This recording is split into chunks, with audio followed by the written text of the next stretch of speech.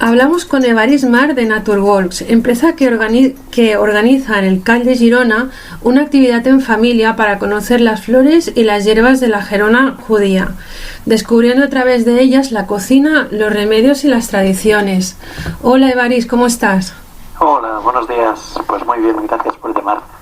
A vosotros, porque la actividad que organizaréis, toda relacionada con las plantas medicinales, los remedios de la antigua judería de Gerona, es como una actividad como muy nueva, no apenas se sabe, ¿no? En este aspecto. Bueno, dime. Estamos empezando, desde el año pasado empezamos a proponer este paseo que le hemos llamado Paseando entre plantas por la Gerona judía. Y en este momento lo estamos ofreciendo una vez al mes para todos los clientes y participantes que quieran venir a la actividad. Se organiza a través del Instituto Nachmanides.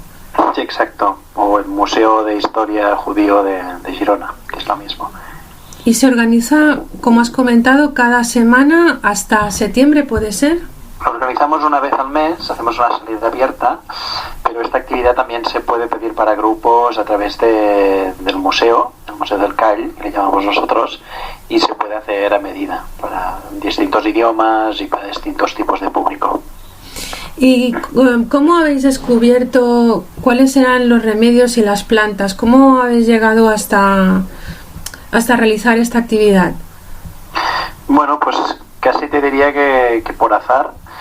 En realidad me encontré con Asunción en Madrid, en Fitur, en la Feria Internacional de Turismo, y desconocía la verdad que había este museo. Hablamos, vimos que había muy buena sintonía, le expliqué que en nuestra empresa nos dedicamos al ámbito del ecoturismo y que sobre todo pues éramos especialistas en temas de plantas, y a través de eso ella me pidió una actividad, una salida, igual que le estamos haciendo ahora, y vimos que esta actividad se podía realizar también para turistas, para gente de distintos lugares del mundo, como una forma distinta de conocer la ciudad, básicamente. ¿Y qué tipos de plantas son las que se usaban entonces? Pues mira, para sorpresa mía, yo soy biólogo y soy botánico y soy guía de naturaleza.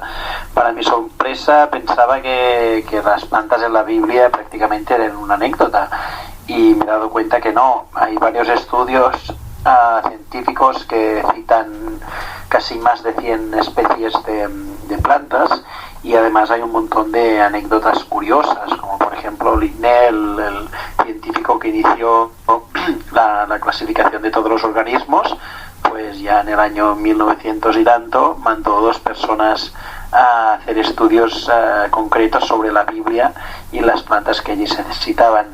Por tanto, muchas de estas plantas son todavía plantas que hoy podemos utilizar, o podemos ver que nuestros mayores, pero también hoy los jóvenes utilizan, y pues podemos encontrar desde el laurel hasta el mirto, la rayán, los cipreses están citados, las alcaparras. Tenemos una gran variedad de plantas, no solo medicinales o comestibles, sino con muchos otros usos que se han perdido a lo largo del tiempo, y que hoy, pues porque tenemos electricidad o tenemos plástico, otros materiales, pues ya no necesitamos de ellos.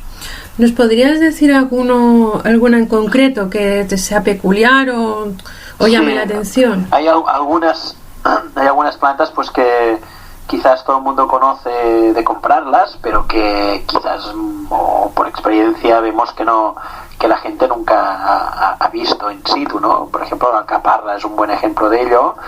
Girona, la ciudad de Girona, está construida sobre todo con piedras o materiales calcáreos, y en muchas de las murallas o restos de murallas todavía queda esta planta, que es como una planta que se enreda, que hace unas flores preciosas y que nos da los botones florales que desde siempre se han encurtido como alcaparras. Hoy las utilizamos sobre todo en ensaladas o en pizzas, pero se han utilizado pues hace más de 2000 años, que ya están citadas en la Biblia. Entonces es una de las plantas curiosas que cuando le preguntas a la gente cuáles son las flores que pueden comer, pues habitualmente en un restaurante o algunas veces en algunos platos en la casa, pues todo el mundo empieza a pensar y piensa pues calabacines o quizás coliflor, pero poco se les ocurre que una flor tan bonita como la alcaparra también puede ser una planta de jardinería que podemos tener en casa. ¿Y el recorrido más o menos por dónde va? El recorrido se hace, partimos desde el Museu del Call, desde el museo, hacemos la introducción allá, y el recorrido es un pequeño recorrido, no vamos más allá de 1,5 kilómetros. Estamos en un circuito por calles por dentro de, nosotros llamamos calle a la ciudad judía, la ciudad antigua, y discurre por distintas calles no turísticas, donde vamos los puntos de parada, en lugar de ser edificios o vistas, pues son plantas o son árboles o arbustos que están citados. Hacemos un pequeño recorrido que va hasta la parte más alta de la ciudad, y estamos hablando de quizás 300 o 400 metros, aunque vamos a un ritmo muy tranquilo, y cruzamos la muralla de la ciudad después del patio de los alemanes, que es en la parte alta, para devolvernos por la parte externa de la muralla. Estamos hablando de un recorrido máximo de quizás 1,5 kilómetros como mucho, a un paso muy tranquilo, por lo cual es una actividad recomendada para todo tipo de público. De todas las especies que se mencionan en la Biblia, que como has dicho hay más de las que podías imaginar, ¿hay alguna que actualmente ya no se encuentra o por sorpresa aún quedan muchas en la ciudad? Bueno, en la ciudad lo que encontramos son las plantas que hemos tenido toda la vida y que han cambiado de usos. Y las viñas las hemos tenido toda la vida al lado de casa. En la ciudad no las tenemos como viña, las tenemos en forma de parra para tener sombra. Tenemos olivos, tenemos higueras, tenemos en este caso una planta rara, es el mirto, la rayán, que lo tenemos allá. Tenemos cipreses. Por tanto, hay un montón de plantas que nadie diría que son plantas que pueden aparecer en la Biblia, pero que simplemente sus usos han cambiado. Hoy seguramente nos sorprendería pensar que el arca de Noé, de la que hemos hablado tanto, seguramente se ha hecho, no lo sabemos seguro, pero muy posiblemente con los cipreses que tenemos en nuestros patios. Y a la gente no deja de sorprenderle la historia que hay detrás de cada planta. Claro, y en el ámbito de la cocina y de los remedios para la gente poder curarse, ¿qué plantas podían llegar a utilizar? Pues ahí, ya te digo, hay muchísimas plantas. Otra cosa es que estas plantas se puedan encontrar hoy cerca de nuestras casas, ¿no?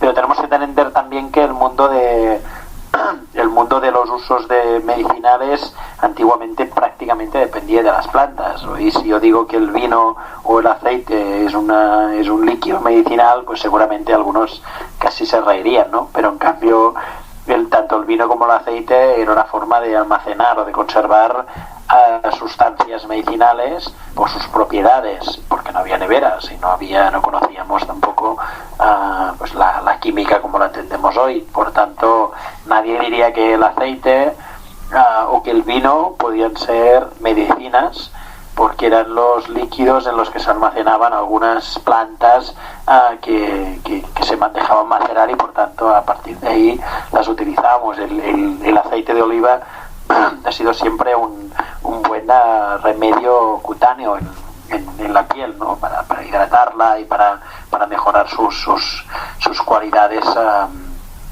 básicamente de prevención de infecciones, el contacto con el interior. Tú, como biólogo especializado en botánica, has estudiado también todas las plantas que aparecen en la Biblia. ¿Qué nos podrías decir de curioso respecto a la ciencia, lo que tú conoces como tal, como ciencia, y lo que has visto o lo que has podido estudiar en la Biblia en relación a este tema? Bueno, lo que es curioso de entrada es la cantidad de información que nos da sobre cómo la gente podía vivir en muchos momentos históricos, ¿eh? No dejemos de recordar que la Biblia es un compendio de más de 60 generaciones, por tanto Si queréis tenemos una historia de 1600 años, o si queréis tenemos una historia, si cogemos el Antiguo Testamento o más allá, pues que nos explica 2700 años. Y eso es interesante, pero también tenemos que tener cuidado, porque la Biblia es un compendio que explica la vida de la gente con un sentido pues también religioso, si se quiere, y eso es interesante, pero también, si me permites la expresión, peligroso, porque quienes escribían no eran botánicos, no eran científicos como los entenderíamos hoy, y entonces, a pesar de que podemos decir que hay más de 100 plantas citadas, pues muchas de ellas no sabemos exactamente si son las plantas que hoy se corresponderían a las que tenemos en la actualidad. El ejemplo que os ponía anteriormente, pues seguramente el arca de Noé estaba hecha con cipreses, pero no lo sabemos seguro, es una aproximación que nosotros hacemos, y tenemos ejemplos pues que quizás son divertidos, ¿no? La rosa de Jericó pues ni es una rosa ni es de Jericó. Entonces, bueno, los nombres populares o las referencias que se utilizan, pues tenemos que buscar hasta qué punto son del todo ciertas o se pueden adaptar a los conocimientos que tenemos de las plantas hoy.